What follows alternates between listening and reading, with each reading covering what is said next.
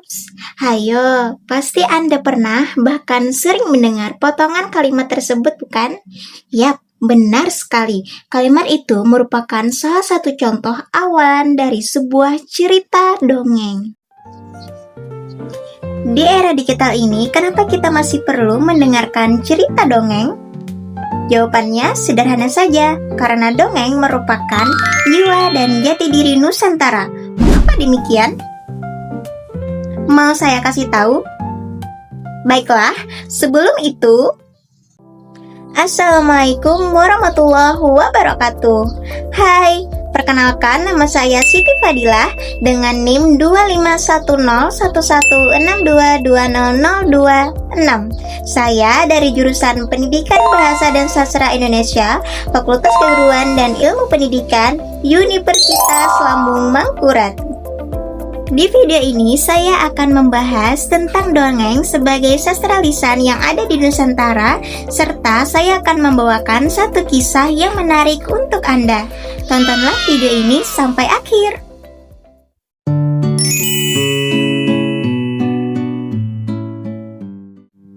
Dongeng adalah sastra lisan tradisional yang diwariskan secara turun-menurun dari mulut ke mulut, mengandung nilai budaya, moral, dan ajaran hidup, serta seringkali berfungsi sebagai media pendidikan karakter bagi anak-anak. Dengan jenis yang beragam, mulai dari hewan, legenda, cerita lucu, dan masih banyak lainnya, dongeng sangat diminati khususnya anak-anak hingga orang dewasa. Baiklah, sekarang saya akan membawakan sebuah cerita dongeng berjudul Angsa dan Telur Emas. Sebelum itu, saya ingin berpantun terlebih dahulu. Burung nuri hinggap di dahan, sayapnya indah tampak berkilau. Mari dengar dongeng bersama yang penuh makna dan nasihat selalu. Selamat menyaksikan.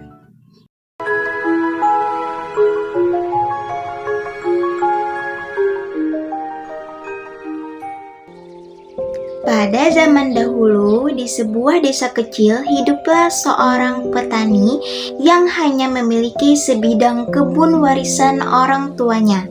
Setiap hari, ia bekerja keras untuk memenuhi kebutuhan sehari-hari. Suatu sore, sepulang dari ladang, sang petani melihat seekor angsa tergeletak lemah di pinggir jalan.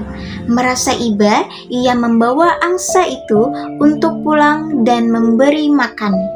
Angsa pun memakan makanan itu dengan lahap. Lalu petani meletakkan angsa itu di kandang belakang rumahnya. Keesokan paginya, saat hendak memberi makan, petani sangat terkejut menemukan sebuah telur berwarna emas mengkilap di dalam kandang. Ia bertanya-tanya, "Apakah ini emas sungguhan?" kata petani. Karena penasaran, ia segera membawa telur tersebut ke toko emas. Kemudian, pemilik toko memberitahukan bahwa telur tersebut memang emas murni, bahkan bernilai sangat tinggi. Mendengar hal tersebut, petani pun sangat gembira. Dia menjual telur emas tersebut dan menghasilkan banyak uang. Angsa itu kembali menghasilkan telur emas. Hari demi hari berlalu dan kini kehidupan sang petani berubah. Ia tak lagi miskin dan setiap pagi ia mendapatkan telur emas yang bisa dijual untuk memenuhi kebutuhannya. Namun, kekayaan itu membuat petani menjadi serakah.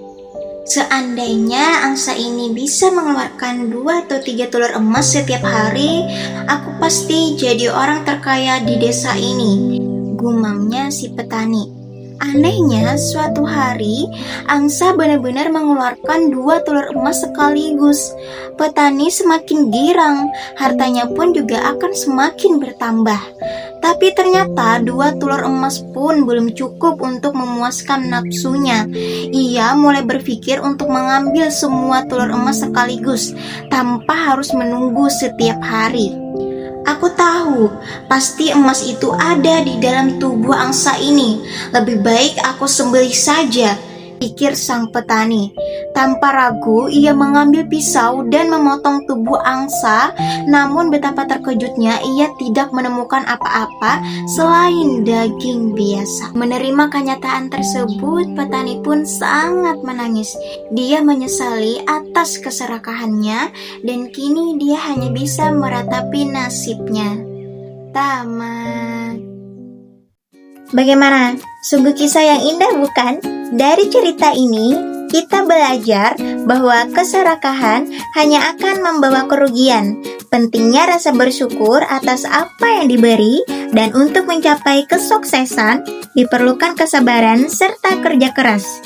Cerita dongeng memang terkesan sebagai kejadian nyata yang benar-benar terjadi. Padahal dongeng hanyalah cerita hayalan yang bersifat imajinatif.